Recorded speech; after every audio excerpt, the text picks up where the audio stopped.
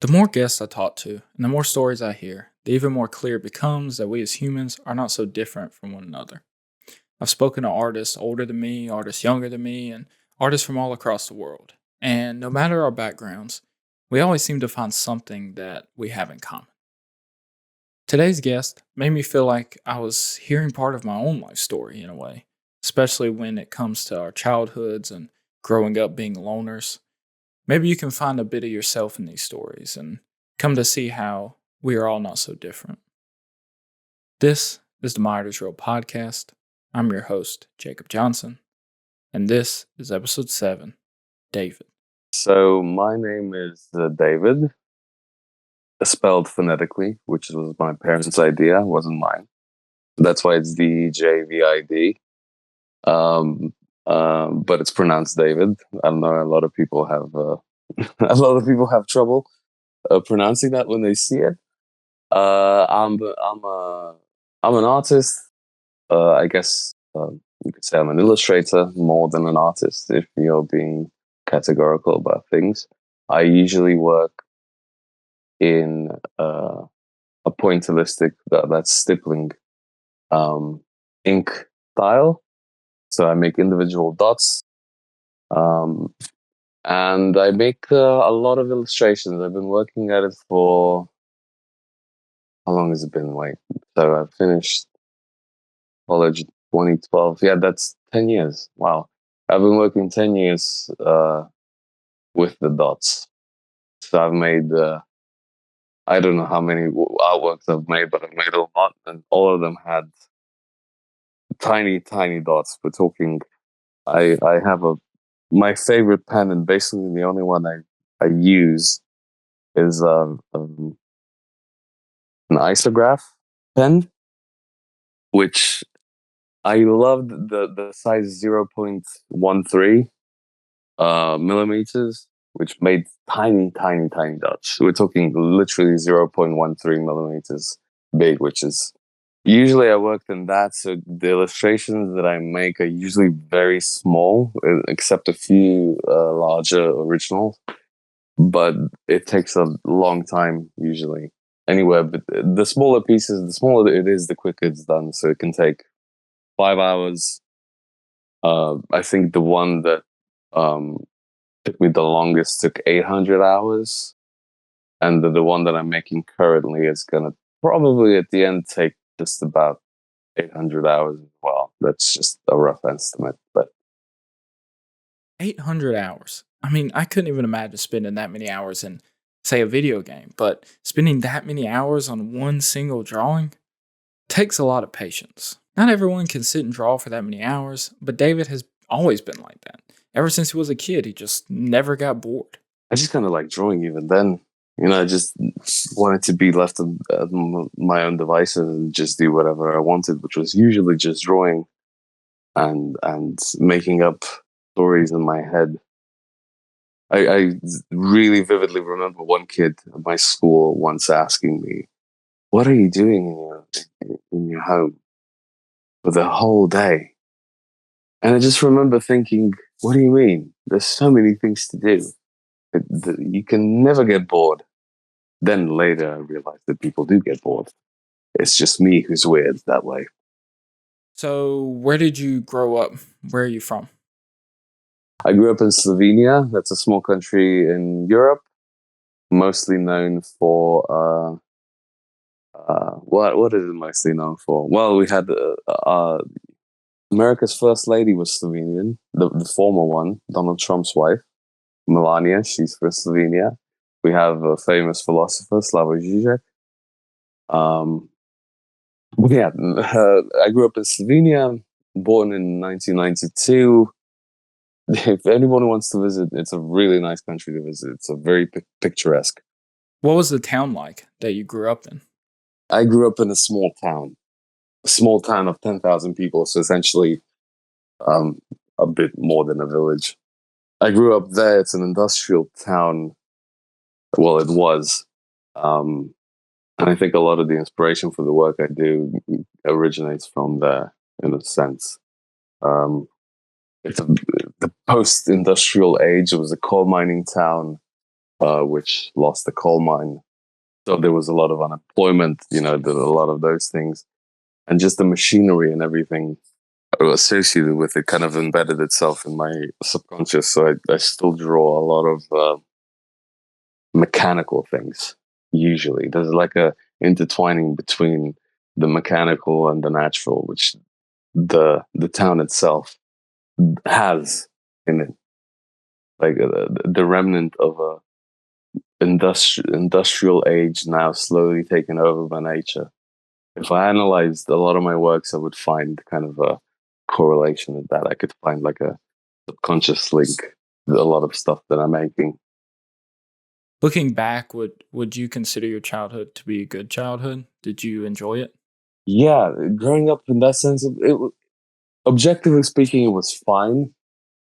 Um, we did live with my parents at the time. We lived in a one-bedroom apartment. My parents were quite poor, so I didn't have my own room until I was, well, 12 or 13. So we were living in quite poor conditions. So, no, I didn't have any huge toys or electronic equipment for the longest time. So I guess that also helped in developing enough patience to work in the style that I work in. Probably otherwise I wouldn't. Um, but yeah, it was just a very asocial, socially awkward um, kid who mostly liked just drawing and being left alone. I was happiest when I was left alone. And that continues to this day. And as a kid, did you feel like y'all were poor? Or did you only realize that kind of looking back on things? But no, I didn't feel it at all. My parents were very, very good at not necessarily not showing it, but I felt no lack in that sense, you know. And I guess I wasn't really that much of a demanding kid. I basically wanted just to draw, or I was in my own world most of the time, didn't really go out and such. But like whenever they had extra money, I would get toys and all of it that I wanted. But I never wanted anything, super expensive. So by the time that I was 12 when I got my room, they were financially a lot better. They were a lot more stable. So I never really felt it. Looking at it back now, I know they were struggling. I know it was, for them, it was probably a very, very trying time financially. But as a kid, I was just in my own world. And I just like, even then, I like creating. So I would draw all the time, create my own little worlds. And yeah, I was just in my own head. I was living in my own head. So I never really lacked anything. And when you weren't alone in your own imagination, what did you and your friends get into at the time? What would we do? Well, I think we would just play it outside mostly. At the younger ages, we would play football or basketball. Basketball was big. Then I remember, just outdoor activities. Later on in my teenage years, as teenagers, do you get introduced to alcohol and you start developing an interest in the opposite sex. So that becomes a very interesting experiment. Um, um, I got the typical teenage debauchery and stupid shit that you regret as soon as you hit 21. I was kind of like David growing up. I would always rather be inside by myself, either drawing or playing video games, just messing around on the computer. I often didn't get bored. It was fun to just get lost in my own imagination and explore the internet and try to soak up all the knowledge I could from stupid YouTube videos, I guess. Another thing me and David have in common, as ironic as it may seem, is the desire to play the guitar and to become a rock star. To be honest, like the only artistic thing that I did in my teenage years was music. I got really heavily into music. One day when I was 14, I remember seeing a guitar in a store. I mean, I've seen guitars before, but I never even had a thought about them. And suddenly I just had a huge urge of like, I need that. And I remember telling my dad, like, I need that. We need to buy this. Uh, just to let you know how smart I am, we bought the guitar, and I didn't figure out for a few months, I think 2 months, that actually pushing your fingers on the neck would change the pitch of the notes. And I realized, oh wow, you can actually make music with this. That's amazing. That's how they do it. So my teenage years, especially high school years, I didn't draw at all then, at all. I was just the guitar was my life. Like I spent that was my obsession then, and I just at that time, you have high school bands and you have all of that, and I joined a few. I'm pretty good at guitar now because of that period then, because I just couldn't stop playing. That was the only thing on my mind.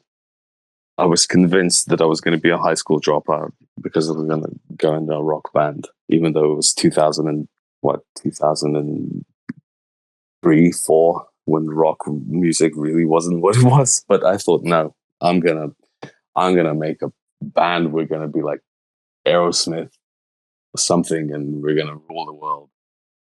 So you were in a band, and how long did the band last?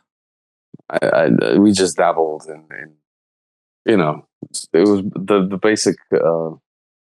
the basic recipe for any rock band, which is have 4 or 5 teenage guys who are really into the rock and roll lifestyle, despite them being quite socially awkward, and thinking they can kind of bridge the gap of communication by at least being slightly interesting enough to someone to approach them and say, "Oh, you play music," and being that the gateway to communication, because otherwise, especially as a teenager, you have no idea what to say, especially to girls, of course.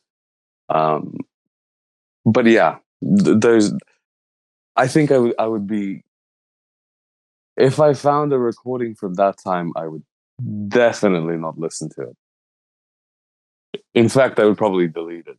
I'd be like, "Oh, that's from 2007. Yeah, that goes in the bin." When David was heavy into guitar in high school, the drawing became a second thought. Obviously, today, the roles have been reversed, and his drawings are now his main focus. It's still a part of my life, not as big as it was then. Now it's become, I would say that is a hobby. I see illustration and artwork more as a passion and a kind of thing that I can't stop doing. And music has become the hobby that kind of relaxes. But I didn't think I have any recorded music from that time. Not that I think. Turns out, he didn't drop out to be a rock star, but instead decided to go to college. And then as soon as high school ended, I had to apply for a university or faculty or whatever. I had no idea what to do. And a friend of mine say, "Hey, you should probably join this school. It's a design school. It would really, I think you would like it." I saw that. I said, "Yeah, that actually makes sense." And as soon as I went to faculty, the guitar dropped and I started drawing again. And then developed that for years to come. Suddenly I found the urge to draw again. It was just an intermittent period in high school that stopped that for 5 years or so because the guitar was king, and afterwards I found drawing again. I was like, yeah. Back then, being more socially awkward and having the works you make be so deeply connected to your mental state, did you share these works with other people or did you keep them to yourself? Oh, back then, no chance. No. Especially I didn't draw as much in high school. I basically didn't, but even before that, I would just not share with anyone because I feared ridicule way too much. I feared, like, if somebody saw this and said that um, it was crap, I would just never do it again. It would just kill any joy. So in the early years, I didn't share anything, and even the beginning journey. Um, Not too long ago, I opened the portfolio that I have for with which I applied to the university, and I cringed so hard. I wanted to throw everything in the garbage. It was so bad, and thank God I didn't share it then.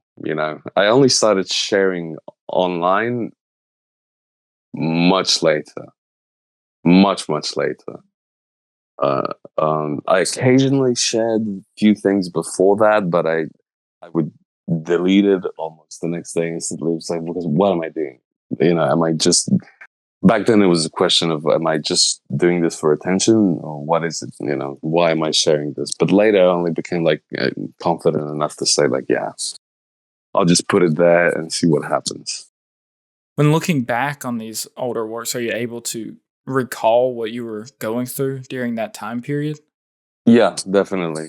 I think me drawing is essentially a visual diary. So I always have a recollection of what was happening at the time of making, and not maybe in a true memory sense, but more in a feeling, more as a kind of a residual memory of what was my inner world at the time. So I always have that, even with those artworks, and I always having the feeling of the frustration of, I know that what's in my head is a lot better than what's coming out of my hand. And how the hell do I do what's in my head and put it onto paper? How does one do that? That was a lot of that was that. So, are all your works planned out beforehand? I mean, I would assume that they'd have to be considering the style that you work in.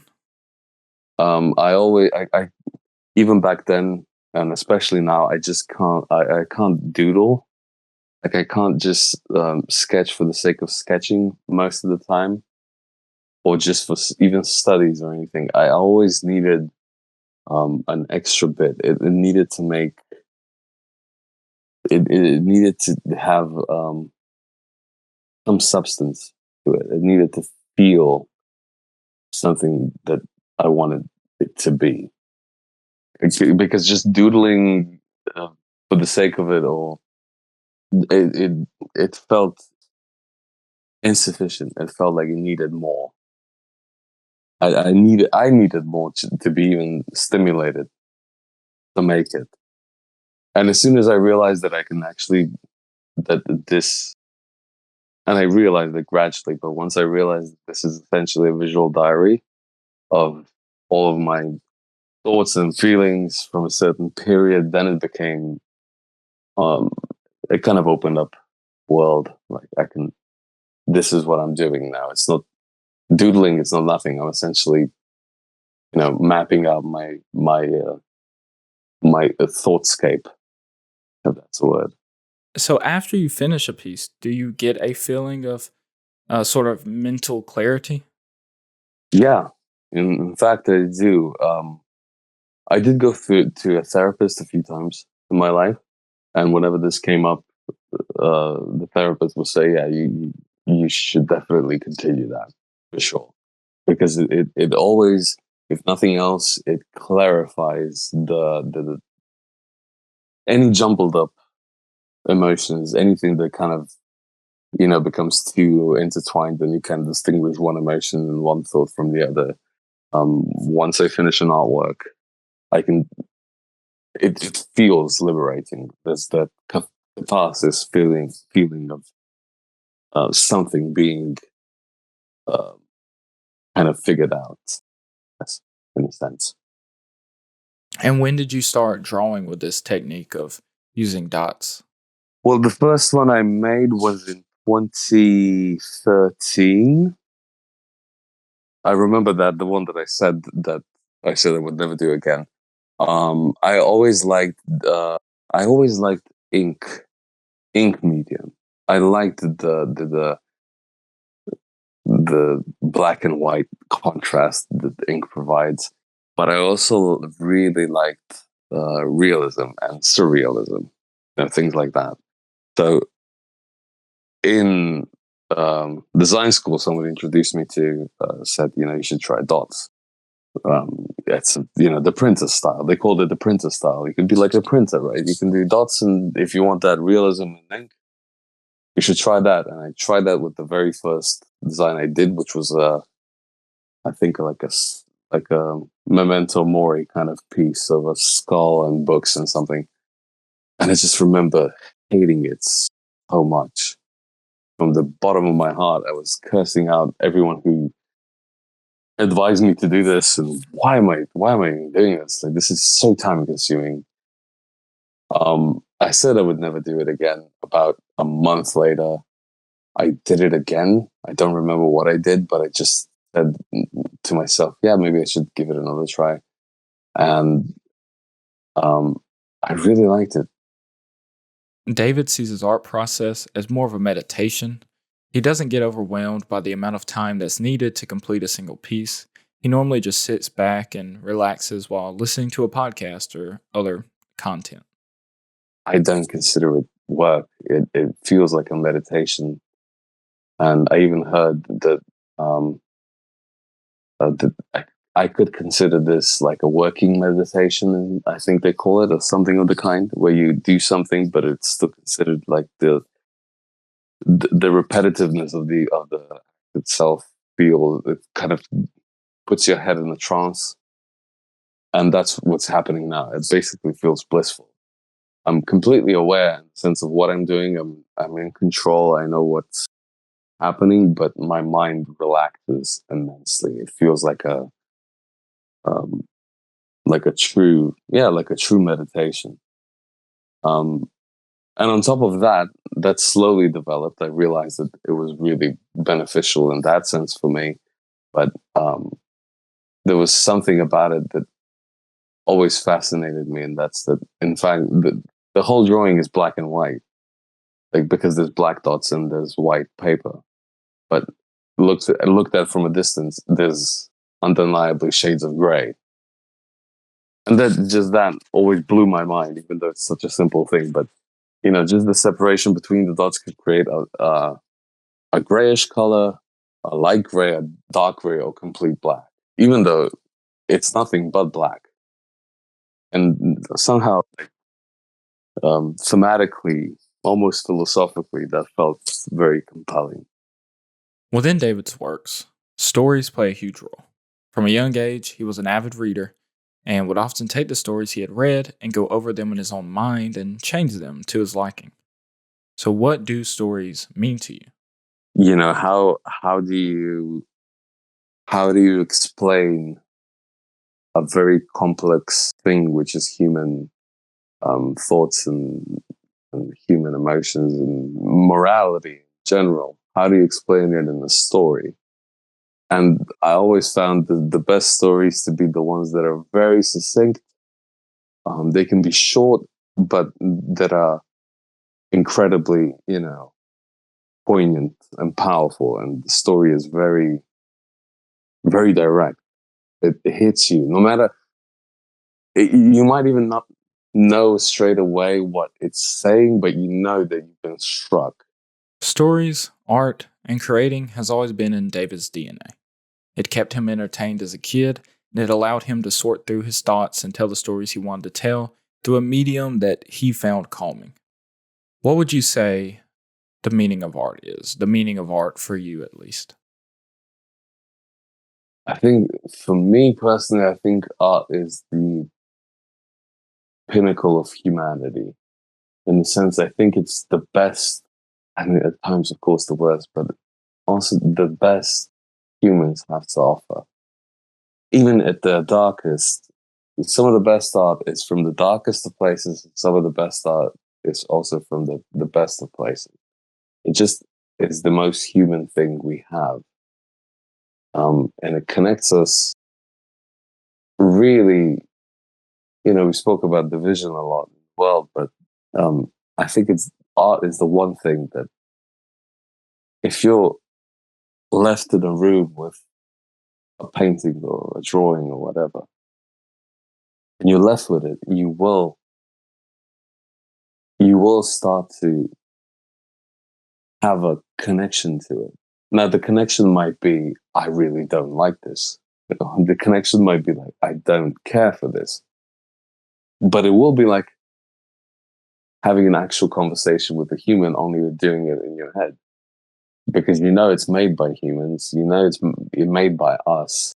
So it always has that pull of humanity to it. And that's, I think, the greatest power of art is really that no matter the circumstances, it will connect humans. And I think that's really, it's magic. It's the most human thing we have, I believe. The most. We have reasoning, we have a lot of things, but art has the ability to really express what's inside it. I always thought of like, there's the old saying of our consciousness is the universe observing itself, right? And I thought, like, evolutionary, if you're very pragmatic, if you think very rationally and scientifically, I guess, art really doesn't make sense. It does, but it doesn't. Like, there's no need for it per se.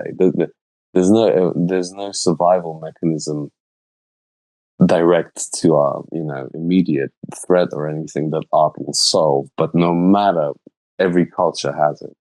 Every person does it. So it's definitely deeply ingrained in us. And I think it's the need to communicate. I guess communicate with where words fail sometimes, or the need to express things which you don't know else how to do, and images are usually the ones that are very well suited for that. So yeah, I think it's the most human thing we have. I think it's the